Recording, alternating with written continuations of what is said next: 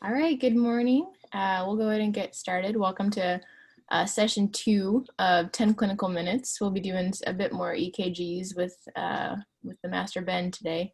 So thanks for joining us early morning, and I'll go ahead and hand it over to Ben. All right, good morning, everybody. We're just going to pick right back up, kind of where we started last time, with a little bit of a quick basic EKG review. So we discussed last time a little bit of the physiology, just hot, quick review. You have straight lines here. That means there's no electrical activity. Line movement above equals positive deflection towards wherever that lead is placed. Below is deflection of electricity away from that lead, wherever it's placed. So you can look at the inferior leads, you can look at the right leads, the lateral leads, and those will give you hopefully inverse correlates whenever you see things that are abnormal. This is where everything's placed. At some later point, we might do a little bit more of a discussion. It's important just to spend some time thinking about where the leads are at, what part of the hearts they're looking at. And then you can get a little bit of a correlate. And so this is a really helpful picture that shows kind of where the leads sit, with the RCA, the inferior right-sided leads being 2,3 AVF, the LCX, the lateral circumflex, being 1 AVL, V5, and V6, and then your left anterior descending, also lovely known as the Widowmaker, being V1 through V4. Those are things to memorize, the things to think about, but on rounds you should just be able to rattle off, inferior leads, 2,3 AVF, lateral 1 AVL, V5, V6, anterior V1 to V4. So then this is our process we went through last time. Last time we hit rate, rhythm, axis. Today we're going to hit intervals, hypertrophy, everything else. So just super fast rate, big boxes, count and multiply. And then so count and go times 6, big boxes go 300, 150, 100. Then you have rhythm, you're asking, is it sine or not? Do I see a P wave before every QRS? And then this is just a yes, no binary question. So this one, you have a P wave before every QRS, it is sinus. This one, you're lacking it. And here you're lacking it again, VFib, and then atrial fibrillation of those two on the right. So we talked about axis, lead 1, AVF, 2 thumbs up gets you into normal axis over here. Left thumb up gets you into left axis, right thumb up gets you into right axis. We'll talk a little bit more about that. You can see correlate signs of hypertrophy with that. That would point you either with LVH getting you into left axis deviation, or RVH getting you into right axis deviation. So then we come to our new step for today. So we have each of our intervals over here. You have your PR interval, which starts with the P wave and goes to the start of the R wave. The R wave is this, ironically, it starts at the Q, or it stops at the Q wave, even though it's called the PR. Very confusing. So here you have your Q, which is the first negative, your R, which is the positive, and then your S, which is this negative deflection. QRS segment, PR interval, probably wrongly named, but at least a little bit confusing. And then you have your QRS complex, which starts at the Q, ends at the S. That's a lot more, makes a lot more sense. And then your QT starts at the Q, ends at the end of the T, which is different than how the PR goes, which ends at the start of the Q. So there's some natural confusion that comes into this. And I think I had to look at this many times to finally hammer down and say, oh, that's where all this stuff is. So I just revisit this anytime you're like, what's that interval again? Just Google it, look for an image like this, and you can find it. So as far as normal goes, we're worried about sensitivity, not specificity in our screening process.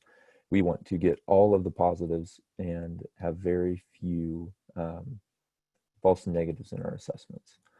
And so as far as the intervals go, for the PR, less than 200 milliseconds or 1 big box. If you look at it and you think, I think I could fit a big box there, then you should flag that as that might be a prolonged PR interval. For QRS, less than 120 milliseconds or 3 little boxes.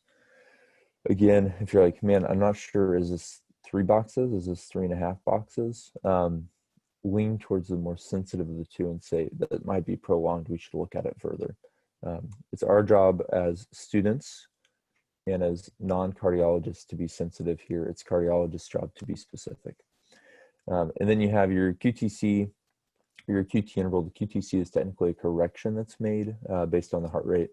I would always use NBCalc, Google QTC correction. You have like 15, it's actually 4 different options to choose some corrections. But in general here, 2 big boxes. If it's less than 2 big boxes, you're probably fine. If it's around 2 big boxes or greater, correct it. And then you should see where it's at and have the conversation about whether or not it's abnormal.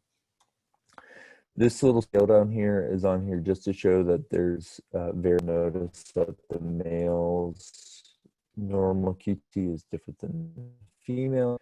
And then you'll also notice that there's different things that could be possible with the QTs.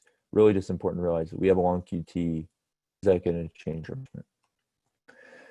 So here we have a level EKG that shows us all 3 of the prolongs. This is actually a patient a couple days ago. So zooming in here, you have 1 big box between the P and the R, so PR prolongation. This is a heart block case. This little orange box is 3 boxes, and you can see here that I start here at the Q. This would be the end of the S, and the end of the S is showing up on the other side of these 3 big boxes. So we have QRS prolongation. And then here we have two boxes for our QT, which is showing that we might have QT prolongation. He also has a start beat, so I'm not sure if this is actually QT prolongation or if it's not QT prolongation. But for the sake of our sensitivity analysis, we would call it QT, and then we look into it further. This patient had both in the left anterior fascicular block, which is why I get the prolonged QRS, as well as a first degree heart block, which is defined as a PR greater than 200 milliseconds. So then we come to hypertrophy. This is our last section we'll spend a lot of time on today. There's multiple criteria for both. Pick one, learn it and use it. So you have left ventricular hypertrophy, right ventricular hypertrophy. I really like this Socolo Lion. You count up to 35 or 7 big boxes with your biggest S wave in V1, V2, your biggest R wave in V4, V5, and then you add them together. Right ventricular hypertrophy, if your R is greater than your S in V1, V2, it's something to think about. And so let's look here at normal. You'll notice V1 here, your R is less, has a less positive deflection than the negative deflection in your S wave.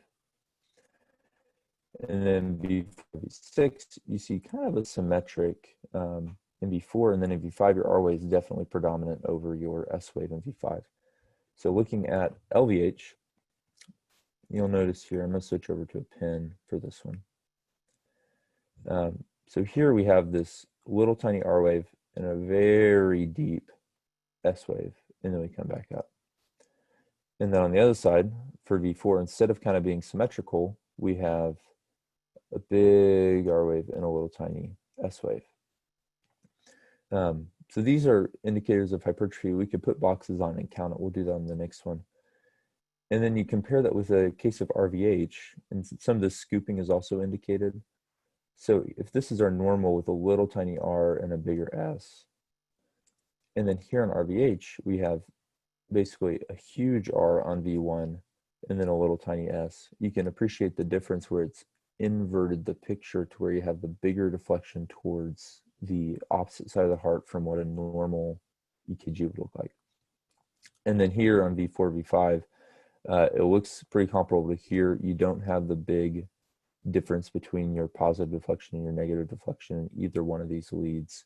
You have a greater S wave deflection, and that's because of the energy towards the right side of the heart. So then here we're going to do some counting. So you establish your baseline, have your base here, and then you start putting boxes on. You pick your biggest S wave in 1 and 2, and then you start adding boxes. So you have 1 big box there, 2, 3, 4, 4.5. And then you go to your biggest R wave of V4, V5, and you start adding boxes. And here you get 1, 2, 3, 4, 5. We needed 7, so this is clearly a case of LVH. That's why I like it. It's just because it's counting boxes. So then moving on towards everything else, ST elevation defined as greater than 1 mil deflection, but baseline 2 consecutive leads. Some people say, no, it's actually greater than 2, but we're going for sensitivity, not specificity. And so if you see greater than 1 millimolar deviation of the ST segment over the baseline in 2 consecutive leads, you should say, oh, we might have ST elevation here. You can also see inverted T's. Inverted T's are sometimes normal in AVR, inferior leads in V1, so that's not always an indicator. And then you have your N-STEMIs, which you have positive troponin, no ST elevation, but there are STEMI equivalent findings that you may hear about on your wards that are not ST elevation, but they do qualify someone as having a STEMI and warrant urgent visit to the cath lab. And then here, we're avoiding the weeds, everybody. We have bundle branch blocks, vesicular blocks, AV blocks, right heart strain, pulmonary embolism findings, pericardial effusions, cardiac tamponade findings, chronic systemic hypertension, shows up as LVH, pericarditis, torsades, arrhythmias, atrial hypertrophies, AFib, A-flutter, AVNRT, VTAC, VFibs, PACs, PVCs, and who knows how many other abnormal findings you can have on EKG. This is a quick list that made in about 5 to 10 minutes of saying, what else could you find on here that we could go into on a later time, but we're not going to go into this morning. That would definitely not fit into the EKG basics series for this 10 clinical minutes.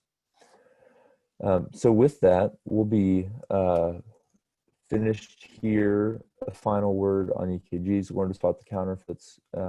People learn to spot counterfeit bills by looking at a bunch of real bills. Learn to spot fake EKGs, meaning abnormal EKGs, by looking at a lot of normal EKGs. So any questions anybody has this morning?